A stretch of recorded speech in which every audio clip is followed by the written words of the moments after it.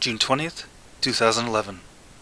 Ambassador Ken Gross, Deputy Minister of Health Sohibnazar Rahmonov, and Firuza Abdullaeva of the Tajik charitable organization Avesto presented 9,800 kilograms of lentils and vegetable soup mix to patients at Tajikistan's National Tuberculosis Hospital today as part of a United States Agency for International Development funded program. USAID, in cooperation with Avesto and the American organization Resource and Policy Exchange Incorporated, has distributed over 37 metric tons of enriched food supplies to date to over 22,000 people across Tajikistan.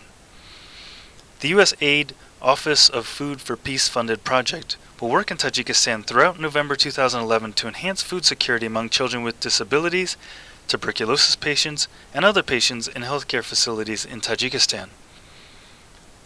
The latest donation of $93,000 will assist residents of over 77 social institutions, including specialized treatment facilities in Tajikistan. The shipment includes a dehydrated vegetable blend enriched with vitamins and minerals that institutions will use to prepare soup for the residents. Avesta also delivered the food supplies to the recipient institutions and is monitoring their distribution. Food for Peace project is one of the many assistance projects provided by the U.S. Agency for International Development. Since 1992, the U.S. Embassy in Dushanbe has provided approximately $984 million in programs that support Tajikistan's democratic institutions, healthcare, education, and economic growth.